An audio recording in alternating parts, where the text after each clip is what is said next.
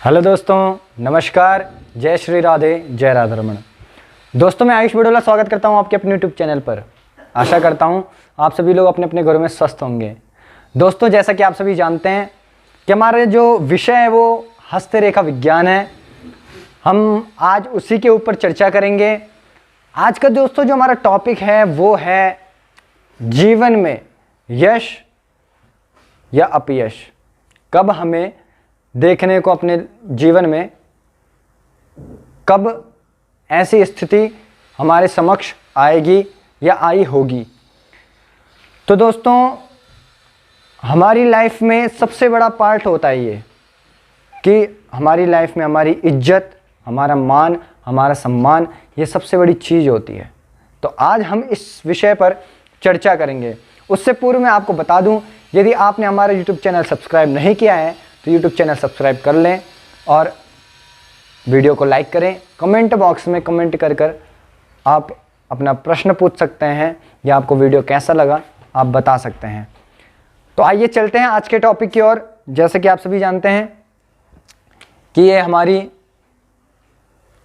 हमारा right hand है और ये हमारी 3 मुख्य रेखाएं हैं।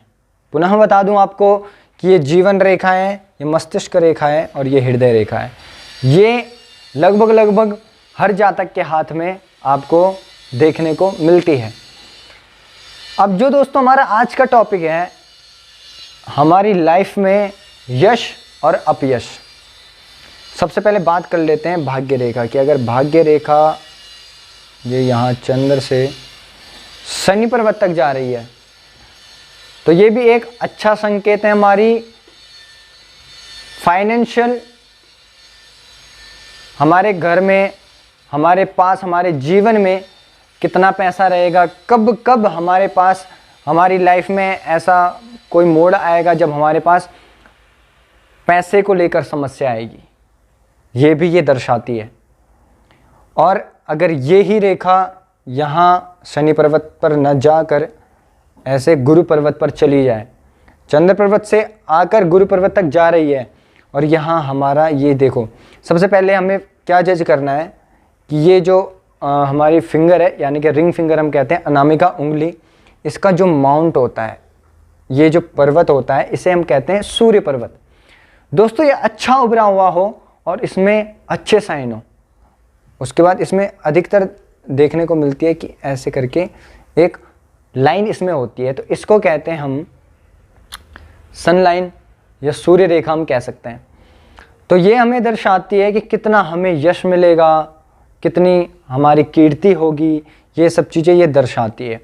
अब यहाँ माउंट हमारा उठा हुआ हो, हमारा जो सूर्य है वो उठा हुआ हो और ये बिल्कुल अच्छी लाइन ऐसे बन रही हो। हालांकि मतलब ये भी हो सकता है कि इतनी लंबी ये लाइन ना हो, ये छोटी ही लाइन हो, इतनी छोटी ये लाइन हो, तब भी व्यक्ति को, जातक को अपने जीवन में एक अच्छा मान सम्मान प्राप्त होता है।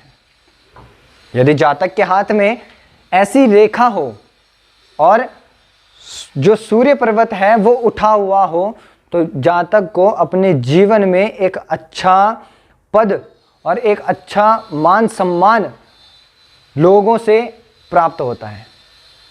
अब बात करते हैं कि अगर वो ही मान सम्मान, अगर हम हमारे हाथ में ये लाइन है और कुछ गलत साइन हमारे हाथ में आ गया, मान लिया हमने कि ये हमारी लाइन है और इसको कोई ऐसे आके काट रहा है, कोई लाइन ऐसे काट रही है या फिर यहाँ पे गैप बन रहा है और यहाँ से फिर लाइन स्टार्ट हो रही है, तो ये भी अच्छा संकेत नहीं है। या फिर मान लिया कि इस जगह में जहाँ गैप बन रहा है वहाँ द्वीप बन रहा है, वहाँ एक द्वीप बन रहा है, तो कहीं ना कहीं दोस्तों यहाँ हमें मान सम्मान की हानि हो सकती है।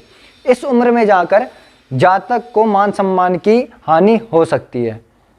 अब जैसे हमने देख लिया कि भाई चंद्र पर्वत से लेकर कि ये भाग्य रेखा जा रही है और कहाँ जा रही है, गुरु पर्वत तक जा रही है। तो ऐसे में क्या होता है, जातक को भाग्य रेखा, हाँ ये बात आप ध्यान में रखें कि भाग्य रेखा जो है वो दूषित ना हो, यानी कि उसमें कहीं क्रॉस ना बने और कहीं उसमें द्वीप ना बने, कहीं ऐसे गैप ना हो, ये चीज़ें ना हो। ऐसे गैप अगर मिल गए तो कहीं ना कहीं जहाँ तक रह जाता है। उसको विदेश में जाकर, अगर ये लाइन जो है कि बिल्कुल ऐसी दोषपूर्ण नहीं है, इसमें कोई भी दोष नहीं है, और ये जो लाइन है ये बिल्कुल यहाँ तक सीधी है, ऐसी ये लाइन है। तो जातक को विदेश में जाकर बहुत मान सम्मान प्राप्त होता है, और विदेश में जाकर भी उसे बहुत लोग पूछते हैं और बहुत लोग उसको मतलब उनके आभारी होते हैं।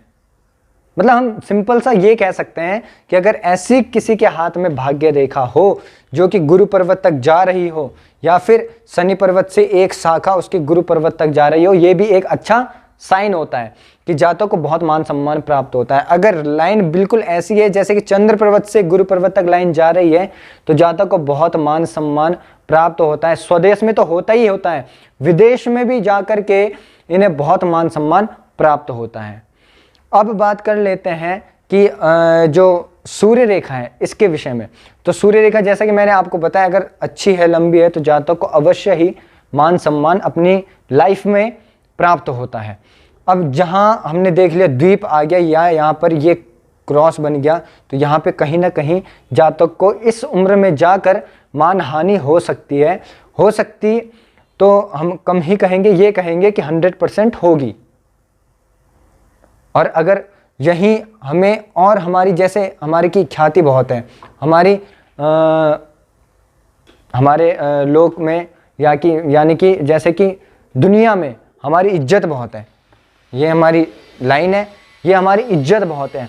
अब वही इज्जत और ज़्यादा इज्जत यानी कि हमारी हो जाती है, कोई हमारा ऐसा काम कर लेते हैं कि हमारी और ज़्यादा इज्जत होने लग जाती है और ज़्यादा लोग हमें जानने लग जाते हैं। तो अगर ऐसे प्रोग्रेस लाइन कुछ ऐसे करके ये सूर्य लाइन से जब ऐसे प्रोग्रेस लाइन ऊपर की तरफ कोई लाइन जा रही है, तो उस उम्र में जा कर के जातक को जरूर और ज़्यादा पद, मतलब यानी हम कह सकते हैं प्रमोशन होता है, और उसकी ख्याति बढ़ती है, कीर्ति बढ़ती है, यश उसका बढ़ता है।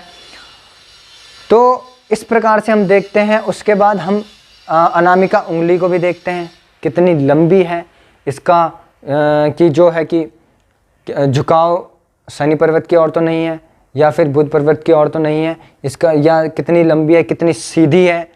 इससे भी हमें पता लगता है कि कितना उसको अपने लाइफ में यश मिलेगा और कीर्ति मिलेगी।